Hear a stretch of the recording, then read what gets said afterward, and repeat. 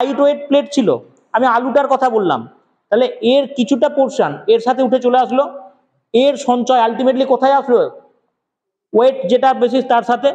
আমরা এই ঘটনাটাকে বলি প্লেট টেকটনিক্স, যাতে করে একটা প্লেটের কিছু সঞ্চয় অপর প্লেটের সাথে মুভ করে যায়, এইটাতে অ্যাটাচড হয়ে যায়। ঠিক চিন্তা করো, আলু তোমার হাতে আছে, সেটাও একটা প্লেট, আর পিলার যেটা দিয়ে তুমি পিল করছো সেটাও একটা প্লেট। দুজনকে এরকম ভাবে ঘষলে, এরকম ভাবে এটাকে এইদিকে নিয়ে গেলে, আলুরা এটাকে এইদিকে নিয়ে আসলে, তাহলে আলুর খোসা যেটা উঠে আসছে সেই অংশটা এক্সট্রা অ্যাডেড হচ্ছে না পিলারের সাথে, that is called plate tectonics. এবং এই জায়গাতে জেনারেলি কিছু দেখা যায় না, এই জায়গাতে কিছু ছোট ছোট চুটি তৈরি হতে পারে বা নাও পারে। এই তিনটে হচ্ছে মেজর প্লেটের বাউন্ডারি, প্লেট টেকটনিকের যে অংশটা বললাম। নাও মুভিং ব্যাক টু আর্থকোয়েক, তাহলে ডিস্ট্রাকটিভ প্লেট বাউন্ডারি যেখানে আমরা দেখলাম, এই জায়গাটা দেখো ডিস্ট্রাকটিভ প্লেট বাউন্ডারি না, তাহলে ডিস্ট্রাকটিভ প্লেট বাউন্ডারিতে হতে পারে আর্থকোয়েক, হতে পারে।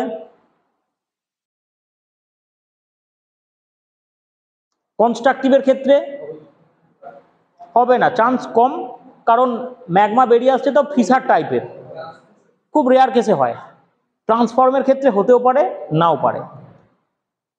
এরপর আমরা অ্যানথ্রোপোজেনিক কজেস পড়ব, মনুষ্য সৃষ্ট কারণ। মানুষ কি ভূমিকম্প ঘটাতে পারে? কি করে পারে?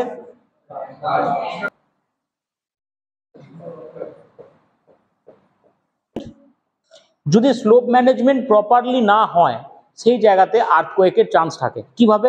লেট সাপোজ এখানে দার্জিলিং আমি যদি দেখি, দার্জিলিংয়ে হিল স্লোপ আছে। এবার এই হিল স্লোপে প্রত্যেকটা জায়গাতেই এটা জেনারেলি হয়, বিশেষ করে হিমালয়ান রিজিয়নে রক স্ট্রাকচার তো খুব ব্রিটেল টাইপের। এখন এই প্রত্যেকটা হিল স্লোপের ক্ষেত্রে তার একটা ক্ষমতা থাকে, যে ক্ষমতার বেশি সে সহ্য করতে পারে না ওজনটাকে। এখন আমরা দেখতে পাচ্ছি প্রচুর মাল্টিপল এখানে হাই রাইজ বিল্ডিং হচ্ছে, টুরিস্ট স্পট ডেভেলপমেন্ট হচ্ছে, ফলে এই জায়গাতে গাছপালা কাটা হচ্ছে। গাছপালা কেটে দেওয়ার ফলে কি হতে পারে, এই যে শিলা কামড়ে ধরে থাকার ব্যাপারটা, টেনাসিটি বা শিলার যে কোহেশন পাওয়ার, সেটা ডিক্রিজ করছে, এবং যখন তখন ধস নামছে। অল্প বৃষ্টিতেই নদীর প্রবাহের প্রভাবে এখানে ধস নামছে, যেটা ভূমিকম্পের একটা কারণ হতে পারে, ছোট থেকে মাঝারি ধরনের ভূমিকম্পের কারণ হতে পারে। নাম্বার 2 আমরা বলতে পারি ডায়নামাইট চার্জ। ধরো পার্বত্য অঞ্চলে যে টানেল বোরিং করা হয়, টানেল তৈরি করা হয়, তার অর্থ কি? টানেল বোরিং করার অর্থ হচ্ছে যে তোমরা সিটে বসে আছো, লেট সাপোজ এই সিটের যে স্ট্যান্ডস আছে, এই স্ট্যান্ডগুলোকে আমি কেটে দিচ্ছি, টানেল করব একটার সাথে একটা কানেক্ট করে। তোমাদের ওজনটা উপরে আছে, যদি এটা এক্সেসিভ হয়ে যায়, তাহলে যখন আমি টানেল বোরিং করছি, যেটাকে আমরা গহ্বর বলে থাকি, তাহলে তার প্রভাবে কি হবে? শিলাস্তরের মধ্যে তো ক্ষত তৈরি করছি আমরা, সেটা যদি অতিরিক্ত প্রেসার হয়ে যায়, সেটা ভেঙে পড়তে পারে, এটা ভূমিকম্পের কারণ হতে পারে একটা। তারপর ধরো ওভার গ্রেজিং হতে পারে। এই যে ওভার গ্রেজিং এর কনসেপ্ট, এটা খুব স্বল্প জায়গাতে হয়, মানে খুব লেস অ্যামাউন্ট অফ এরিয়াতে দেখা যায়, but still it is very important, because overgrazing এর অর্থ হচ্ছে সয়েল ইরোশনকে প্রভোগ করা।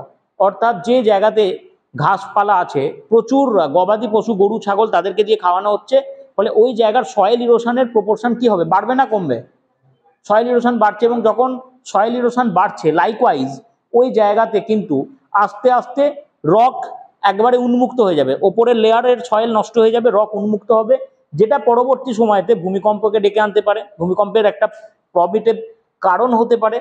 এছাড়া আমরা যদি মাইন্সের কথা বলি, দেখো তুমি মাইন থেকে মিনারেল নিয়ে নিচ্ছ, ঠিক আছে, কিন্তু সেটাকে তো ভরাট করতে হবে ঠিক করে। তুমি যদি ভরাট না করো, স্টোয়িং না করো, তাহলে কি হবে?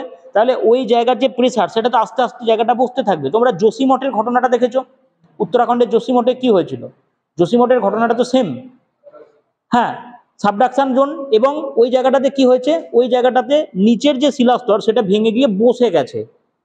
তোমরা ধরো যে সিটে বসে আছো, কোনো একটা পোর্শন সিটের মধ্যে, কোনো একটা পোর্শনের যে পায়া আছে সেটা ভেঙে গেল, তাহলে কি হবে? তোমরা দেখবে একদিকে এরকম ভাবে হেলে যাবে। তার কারণ কি? তার কারণ আর কিছুই না, তোমাদের যে প্রেসারটা আছে সেটাকে হ্যান্ডেল করার ক্ষমতা নেই। এই কারণগুলির জন্য, ন্যাচুরালি যে কারণগুলি বললাম, তার সাথে সাথে এগুলোকে আমরা বলতে পারি ভূমিকম্পের অ্যানথ্রোপোজেনিক রিজন, অর্থাৎ মনুষ্য সৃষ্ট কারণ, হিউম্যান মেড কজেস। এটা যে কোনো টার্মে তোমরা ইউজ করতে পারো, হিউম্যান মেড কজেস, মনুষ্য সৃষ্ট কারণ, anthropogenic reasons, whatever you like to use. মোটামুটি আর্থকোয়েকের ক্ষেত্রে এই ধরনের ইস্যুসগুলো আমরা দেখতে পাই। এবার ইন্ডিয়ার ক্ষেত্রে আমরা সিসমিক জোনটা দেখব। ইন্ডিয়ার ক্ষেত্রে যে সিসমিক জোনটা দেখা যায়, স্পেসিফিক্যালি কিছু কিছু জায়গা আছে, এই জায়গাগুলো সব থেকে মারাত্মক। তার কারণ কি, হিমালয়া এখন ডেভেলপ হচ্ছে, স্টেবল নয়। এবং মোস্ট স্টেবল যদি তোমরা লক্ষ্য করো, জোন 2 লিস্ট অ্যাক্টিভ। দেখো আজকে সকালের কথা তোমরা মনে করো তো ভাই, ক্রেটুনগুলো, আমি যেটা বলেছিলাম সকালবেলা, ক্রেটুনগুলোকে মনে করো। এটা কি ক্রেটুন ছিল এই জায়গাটাতে? প্রত্যেকটা প্রমিনেন্টলি তোমরা দেখতে পারবে, প্রত্যেকটা প্রমিনেন্টলি তোমরা বুঝতে পারবে। তাহলে এই টোটাল জোনটাকে মাথায় রাখবে। মোটামুটি এই 4-5টা ভাগে ভাগ করা যায়। ওয়েস্ট বেঙ্গল, এটা জিজ্ঞাসা করে। দেখো ওয়েস্ট বেঙ্গলের ক্ষেত্রে নর্থ বেঙ্গল, শিলিগুড়ি, জলপাইগুড়ি, এর নেচার আর আমরা যেখানে থাকি কলকাতা, তার নেচার কিন্তু আলাদা। কলকাতা আসছে জোন 3-তে, শিলিগুড়ি, জলপাইগুড়ি এই জায়গাটা আসছে হাই সিসমিক জোনে। কেন? Because of Darjeeling Himalayas. Darjeeling Himalaya আছে, সেই কারণে এই জায়গাটা কিন্তু হাই সিসমিক জোনে আসছে। ভেরি হাই নয়, নর্মাল হাই সিসমিক জোনে। অ্যান্ড জোন 5 হচ্ছে হাইয়েস্ট সিসমিক জোন, যেটা সব থেকে ভালনারেবল। এই পর্যন্ত ক্লিয়ার? হ্যাঁ প্লিজ।